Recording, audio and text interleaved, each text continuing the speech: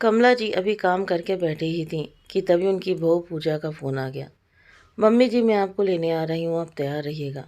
बहू का फरमान सुनकर आज कमला जी भी मना नहीं कर सकीं, पर फ़ोन कटते ही उनकी बेटी शिवानी ने कहा, मम्मी, पूजा भाभी आपको अचानक क्यों लेने आ रही हैं? कहीं उसके मन में कोई लालच तो नहीं है? मैं तो कहती हूँ सोच समझ कर जाइएगा। अरे काहे का लालच, मैं तो केवल 2 दिन के लिए जा रही हूँ। कमला जी ने उसकी बात बीच में काटते हुए कहा तो शिवानी झट से बोल पड़ी, हाँ हाँ, पहले भी आप 2 दिन के लिए कहकर गई थी और फिर 1 महीने में आई थी।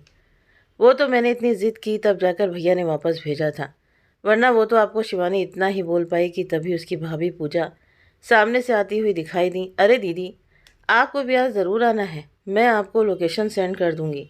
एक्चुअली आज एक पार्टी है और उसके लिए ही मैं मम्मी जी को लेकर जा रही हूँ। शिवानी पार्टी का नाम सुनते ही खुश हो गई, लेकिन फिर अगले ही पल ठहाका लगाते हुए बोली, अरे जो लोकेशन तुमने पार्टी के लिए भेजी है वो तो तुम्हारी औकात से भी कहीं गुना बाहर है। तुम लोग तो वहाँ जाना तो दूर, बैठने से भी काबिल नहीं हो। कमला जी की बेटी की बात सुनकर उसे घूरे जा रही थी, लेकिन तभी पूजा ने कहा, अरे दीदी, आप एक बार आकर तो देखिएगा, बोलकर वो अपनी सास कमला जी को लेकर वहाँ से चली गई और शिवानी मुंह बनाकर उसे जाते हुए देखती रह गई। शाम हुई तो वो भी अपने पति रोहित के साथ पूजा के बताए हुए पते पर पहुंच गई।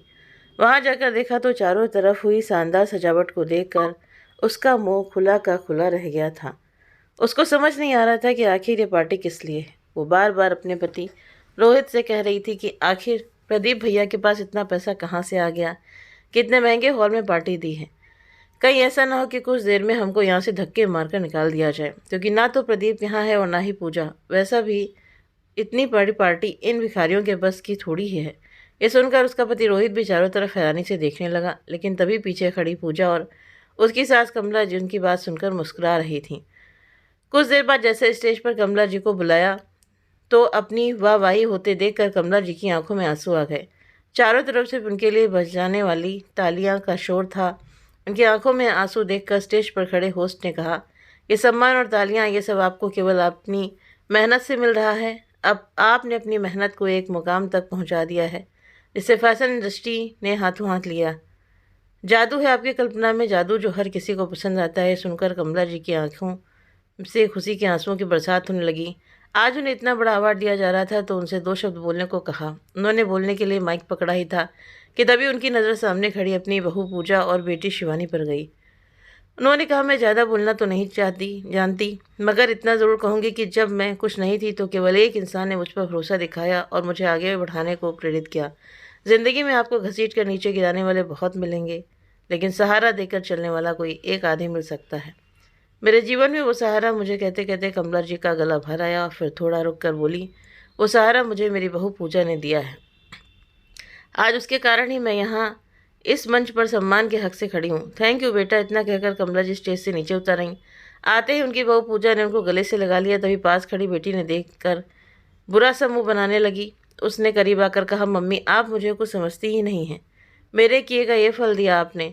पापा के जाने के बाद मैंने ही आपको संभाला, आपका इतना ख्याल रखा, और फिर आपने आज सबके सामने अपनी बहू का नाम लिया।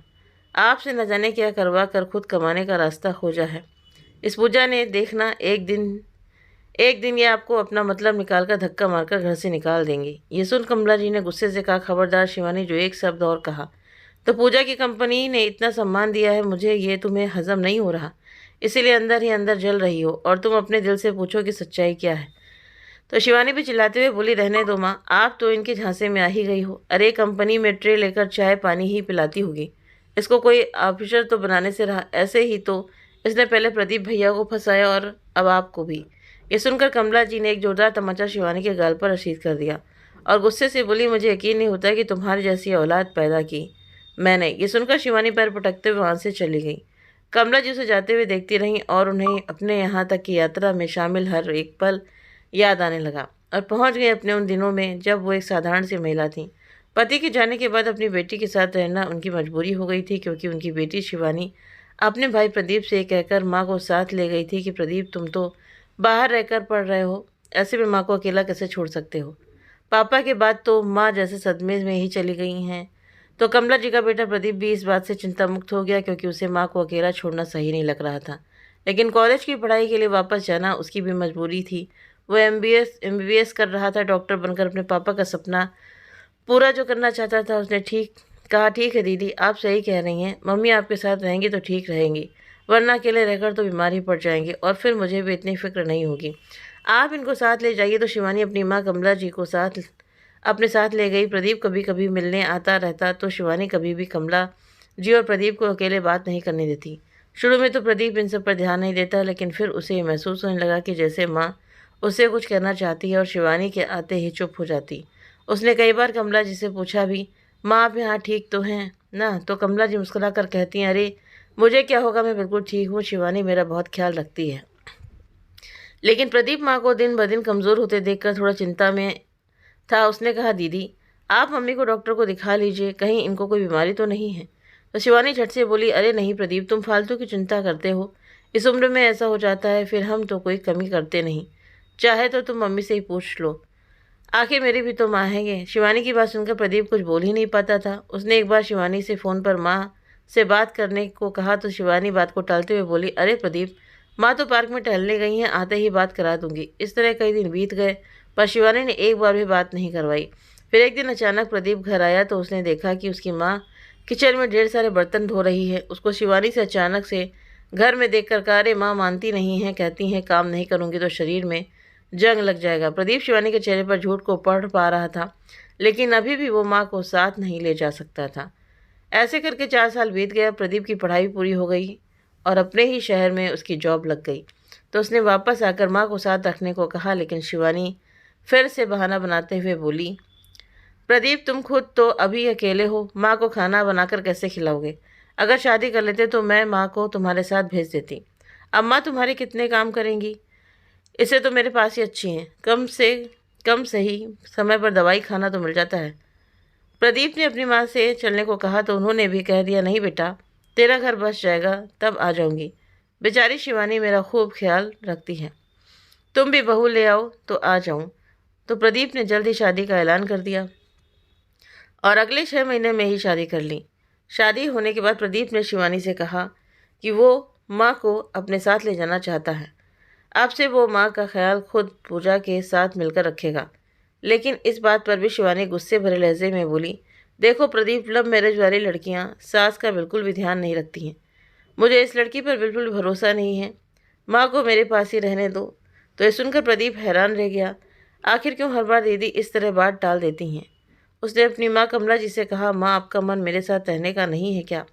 अब मौका मिल रहा है तो आ जाइए ना। तो कमला जी ने अपनी बेटी की तरफ देखते हुए कहा, बेटा अभी तेरी नई नई शादी हुई है, तुम लोग घूमो फिरो और साथ में समय बिताओ, क्यों मुझे बुढ़िया के चक्कर में पड़ रहे हो? मुझे 2 रोटी ही तो खानी है, वो मैं कहीं भी रहकर खा लूँगी। पूजा ने भी कई बार कहा, लेकिन कमला जी ने आने के लिए मना कर दिया और प्रदीप कुछ नहीं कर सका।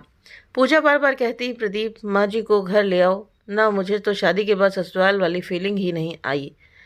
मम्मी जी होती तो मुझे भी उनके सामने साड़ी और भर भर के चूड़ियाँ पहनने का मजा आता, मैं भी उनकी सेवा कर लेती। एक बार कोशिश तो करो, मम्मी को ले आओ। अरे पूजा, मम्मी ही मना कर देती हैं तो मैं क्या करूं? कितनी ही बार कोशिश कर चुका हूं, लेकिन दीदी उन्हें आने ही नहीं देती और वो भी नहीं आना चाहती, प्रदीप ने कहा। तो पूजा बोली, प्रदीप तुम कहो तो इस बार मैं उनको लाने की कोशिश करूं। तो प्रदीप बोला, देखो पूजा, अगर तुम माँ को घर लेकर आती हो तो कोई कमी नहीं रहनी चाहिए। मैं नहीं चाहता कि कोई तुम्हारी सेवा पर उंगली उठाकर तुम्हें कुछ कहे, और तुम जॉब भी करती हो तो माँ के आने पर छुट्टी भी लेनी होगी। तो पूजा ने कहा, तुम चिंता मत करो, इतनी सेवा करूँगी कि माँ जी का जाने का मन ही नहीं करेगा। अगले दिन शाम को जॉब से आकर पूजा अपनी ननद शिवानी के घर पहुँच गई।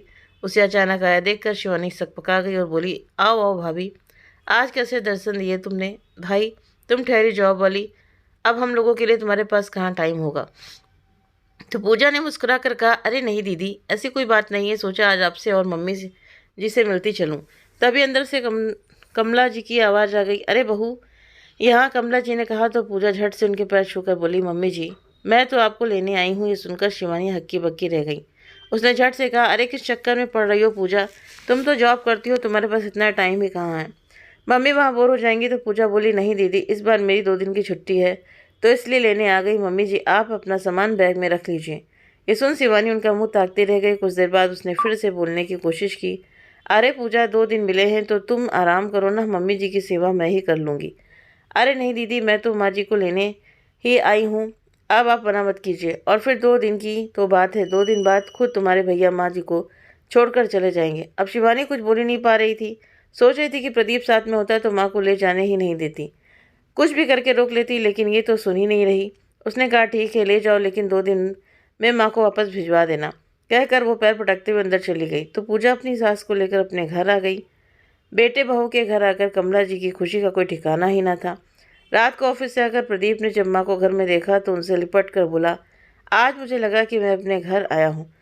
इसके बाद तीनों ने एक साथ खाना खाया। पूजा कमला जी की हर खुशी का ख्याल रख रही थी। अगले दिन तीनों ने बाहर घूमने का प्लान बनाया और सब लोग एक साथ घूमने गए। कई साल बाद आज कमला जी इतनी खुश दिखाई दे रही थी, लेकिन 2 दिन बाद वापस जाने की बात से दुखी भी हो रही थी। अगले दिन बातों ही बातों में कमला जी ने बताया कि पहले उन्हें कपड़ों पर कढ़ाई करने का बहुत शौक हुआ करता था। जैसे ही धागे सामने देखती तो तुरंत लग जाती थी। तो कुछ देर बाद ही पूजा कढ़ाई करने वाले कुछ रंग बिरंगे धागे लाकर कमला जी के सामने रख दिए, जिसे देखकर कमला जी बहुत खुश हो गई। अरे तुम ये भी ले आई, ये तो मेरी बहुत प्यारी यादों से एक है। तो पूजा ने कहा हाँ माँ जी, तो अब आप अपना शौक पूरा करिए। रात तक लगे रहने के बाद कमला जी ने एक कपड़े पर खूबसूरत सा कढ़ाई बनाकर पूजा को दिखाया तो पूजा उसको देखते रह गई। अरे मम्मी जी क्या बात है, आपके हाथों की इतनी प्यारी सुंदर कढ़ाई, मुझे तो विश्वास ही नहीं हो रहा। तो कमला जी बोली, बहू ये तो मुझे कल जाना है, इसीलिए जल्दबाजी में आज ऐसे ही बनाई है, वरना तुम मेरे हाथ की कढ़ाई देखोगी तो देखती रह जाओगी। कहकर कमला जी ठहाके लगाकर हंसने लगी।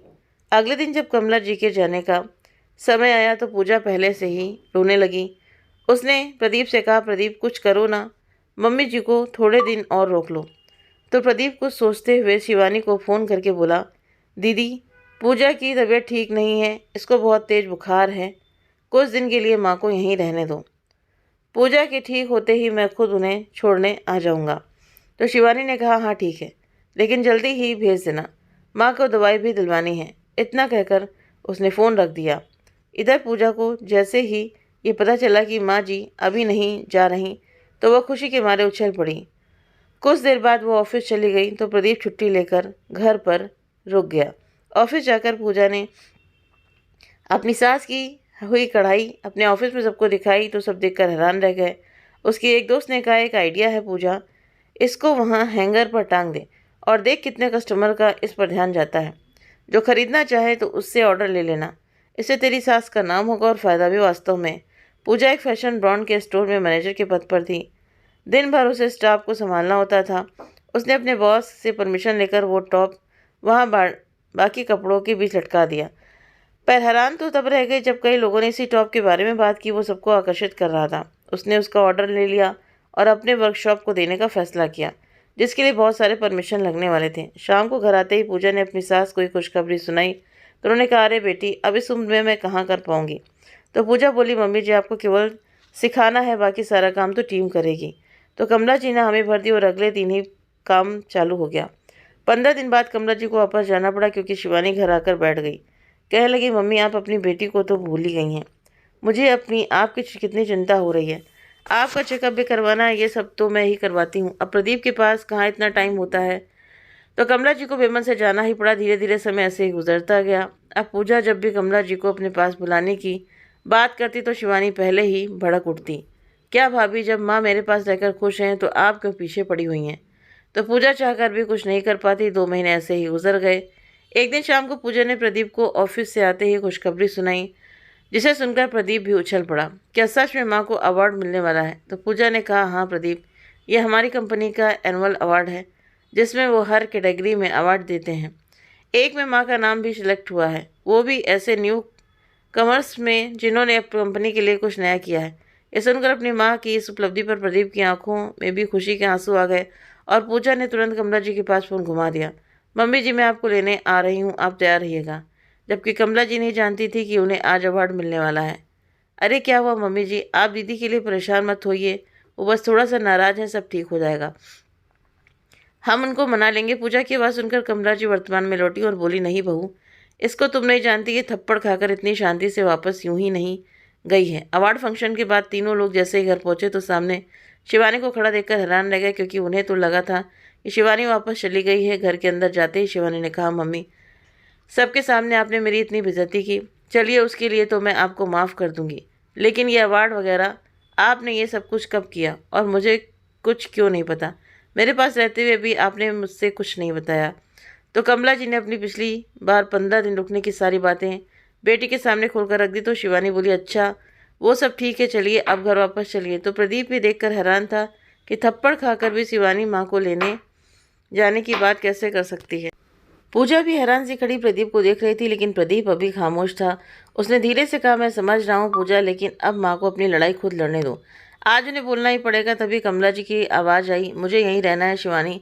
अरे माँ, बस एक बार चलो, बाद में भले आ जाना, शिवानी ने धीरे से कहा। तो कमला जी मना करने लगे, लेकिन शिवानी ने उनका हाथ खींचते हुए वहाँ से ले जाने लगी। तो प्रदीप ने बीच में आकर कहा, दीदी, जब माँ आना ही नहीं चाहती तो क्यों जिद कर रही हो?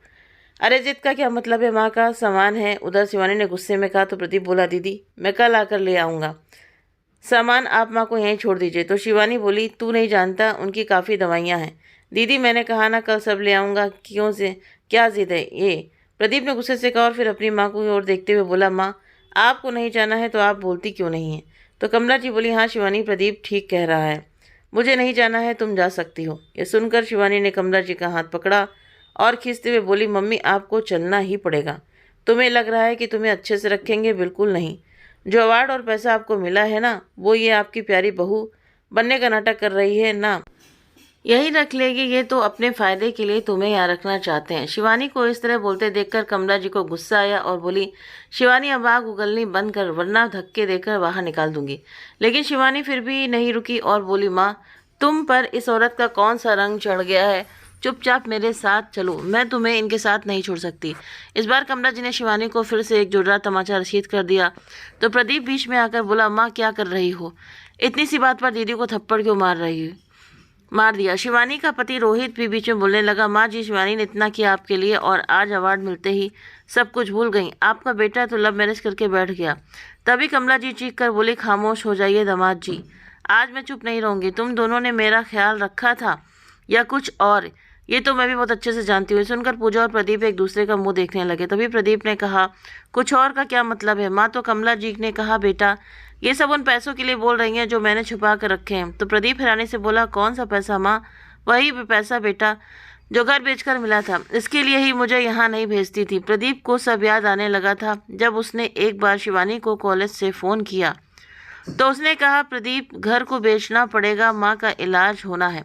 मैं नहीं चाहती कि इलाज के अभाव में माँ को कुछ भी हो जाए। प्रदीप बोला, ठीक है दीदी, जैसा आपको सही लगे, मैं तो अभी आ नहीं पाऊँगा, मेरे एग्ज़ाम चल रहे हैं। आज प्रदीप को सब समझ आ गया था कि शिवानी आखिर घर क्यों बेच रही थी। कमला जी ने कहा, शिवानी वो पैसा तुझे मैं कभी नहीं दूंगी, तूने आधे से ज़्यादा पैसा मेरे इलाज का बहाना करके हथिया लिए हैं। कहते हुए कमला जी अपने बेटे की तरफ देखकर बोली, प्रदीप शिवानी ने हमेशा मुझे तुझसे बस इसीलिए दूर रखा ताकि वो आधा पैसा मैं तुम्हें ना दे दूं। तभी प्रदीप ने कहा, मम्मी आप जब पिछली बार आई थी तब भी तो ये सब बता सकती थी ना। तो कमला जी बोली, बेटा आज मुझे इस अवार्ड ने बहुत हिम्मत दी है, मैंने अपने जीवन में पहली बार इतने लोगों के सामने बोला है, तो अब शिवानी के खिलाफ बोलने की भी हिम्मत आ गई। और वैसे भी मैं पहले वहाँ से पैसा निकाल लेना चाहती थी जो घर में छुपा रखा है। ये सुनते ही शिवानी ने आगे बढ़कर कहा, जब अब आपको घर आने की ज़रूरत नहीं है, मैं पैसा खुद ही ढूंढ लूँगी। इतना सुनते ही कमला जी जोर से बोली, शिवानी मैं नहीं चाहती थी कि तेरी और दामाद जी की बेइज्जती इस तरह से अपने बेटे बहू के सामने करूँ। आज तक मैं खुद को रोकती रही, लेकिन बस अब बहुत हो गया। तूने मुझे नौकर बनाकर रख दिया था और अपने ही बेटे से बात नहीं करने दी, कभी फ़ोन को हाथ तक नहीं लगाने दिया। और दामाद जी आप भी मुझे 2 रोटी उस पैसे के लालच में ही खिला रहे थे। आए दिन जो शिवानी से कहते थे ना कि अपनी माँ से जल्दी से वो पैसे निकलवा लो, फिर उसको चलता करो, ये तो मैंने कई बार सुन भी लिया था, लेकिन चुप रही क्योंकि पढ़ी लिखी नहीं थी, कहीं आना जाना नहीं जानती थी। कुछ तुम्हारी इज्जत के कारण भी दबती रही, लेकिन आज मेरी बहू ने मुझे ज़िंदगी में आगे बढ़ना सिखा दिया है। बाहर निकलना सिखा दिया है, कहते हुए कमला जी की आंखें भर आईं और प्रदीप की ओर देखते हुए बोली, चल प्रदीप, मैं बताती हूँ कि पैसे कहाँ रखे हैं। प्रदीप जल्दी से अपनी कार से माँ को लेकर शिवानी के घर पहुँच गया। पीछे पीछे शिवानी भी अपनी कार से पहुँच गई। घर में घुसते ही कमला जी पूजा घर की ओर गई और उन्होंने पूजा घर की किताबों के बीच से लाल कपड़े में लिपटे बंडल निकाल लिए तो शिवानी ये देखकर हैरान रह गई। अब उसे समझ आ रहा था कि क्यों उसकी माँ इतनी पूजा करती थी और दिन भर पूजा घर के सामने ही बैठी रहती थी। असल में वो तो अपने पैसे पर नज़र रख रही थी। शिवानी का तो मन कभी पूजा में लगता ही नहीं था और ना ही वो कभी पूजा घर की सफाई करती थी, तो ध्यान भी कैसे आ जाता। आज उसको मलाल हो रहा था कि माँ 15 दिन के लिए भाई के पास रहने गई थी, तब उसने क्यों पूजा घर चेक नहीं किया, जबकि उसने उसके जाते ही उसका सारा कमरा खंगाल लिया था। तभी कमला जी ने कहा, अगर उस दिन पूजा अचानक नहीं आई होती तो मैं पैसे साथ ले जाती, लेकिन मुझे उस दिन मौका ही नहीं मिला। और शिवानी, तूने तो मुझे उस दिन भी अकेले में ले जाकर कहा था कि खबरदार जो यहाँ के बारे में अपने बेटे बहू को कुछ भी बताया तो, लेकिन देख सच्चाई खुद ही सामने आ गई। अब तेरा वक्त ख़त्म हो गया है। तभी शिवानी जोर से बोली, माँ लेकिन मेरी सेवा का क्या। तो कमला जी ने कहा, खामोश हो जा, नहीं तो पुलिस को बुलाकर तेरी और दामाद जी की सारी धोखाधड़ी सामने रख दूंगी। फिर तुझे जेल जाने से कोई नहीं बचा पाएगा। तेरे जैसी बेटी से अच्छी मेरी बहू है। मुझे नहीं पता था कि मेरे लाड से तू इतनी बिगड़ैल और बदतमीज़ हो जाएगी। दामाद जी से ज़्यादा तो तू लालची है। सुनकर शिवानी तुरंत ही उनके पैरों में गिर गई और बोली, माँ मुझे माफ़ कर दीजिए, प्लीज़ पुलिस को मत बुलाइए। तभी प्रदीप ने आगे बढ़कर कहा, दीदी आपने जो किया है ना उसके लिए माँ भले ही आपको माफ़ कर दे, लेकिन मैं आपको कभी माफ़ नहीं कर पाऊँगा। आज से आपका और मेरा रिश्ता ख़त्म। मैंने खुद माँ को तुम्हारे घर में ढेर सारे बर्तन धोते देखा, जिसका तुमने बहाना बना दिया था, लेकिन मुझे शक था जो आज सच हो गया। चलो माँ, अब मैं तुम्हें यहाँ 1 मिनट भी नहीं छोड़ सकता। कहते हुए प्रदीप आगे बढ़ गया। तभी कमला जी ने कहा, अब हमें अपनी शक्ल कभी मत दिखाना, तुम्हारा लालच ही तुम्हें ले डूबा है। कहते हुए कमला जी भी बाहर निकल गई। शिवानी और रोहित उन्हें जाते हुए देखते रह गए और कमला जी कार में बैठकर वापस अपने बेटे के साथ चली गईं, जहाँ पूजा उनका पहले से इंतजार कर रही थी। कमला जी को देखते ही उनको गले से लगाते हुए, अब आपको हमसे दूर कोई नहीं कर सकता माँ जी, अब हमारा परिवार पूरा हो गया। तभी कमला जी ने कहा, नहीं बहू, परिवार तो पूरा जब मैं दादी बनूंगी तब होगा। कहकर वो ठहाके लगाकर हंसने लगी। माँ की बात सुनकर प्रदीप और पूजा के चेहरे पर भी मुस्कान दौड़ गई और सब लोग अंदर आ गए। अब सब एक साथ खुशी खुशी रहने लगे थे। तो दोस्तों, आपको ये कहानी कैसी लगी कमेंट करके ज़रूर बताएं। कहानी अच्छी लगी हो तो प्लीज़ वीडियो को लाइक करें, शेयर करें और हमारे चैनल को सब्सक्राइब करना ना भूलें। मिलते हैं आपसे नेक्स्ट वीडियो में नई कहानी के साथ में। Thank you.